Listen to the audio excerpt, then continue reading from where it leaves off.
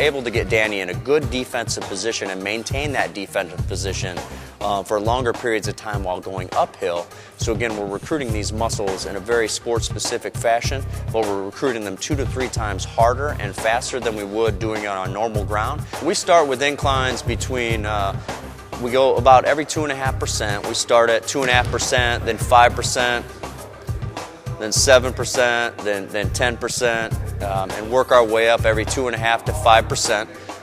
At the lower inclines, between 2 and 10%, we're going to go sets between 45 seconds and a minute, again working on that endurance.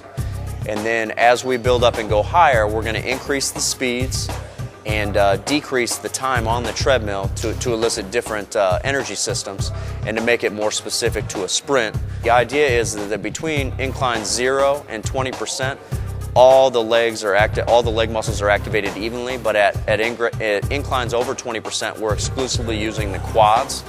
So it's a great way to train those squat type muscles. We want them to pretend like they're a defensive back on the football field. So we want them to get low as they can, and walk backwards, and we want to get them to get as much of a step on that treadmill as they can. So I don't want short choppy steps, and I don't want them to bounce and run. I want them to push through, maintain a nice steady rhythm, and get as much out of each step as they possibly can.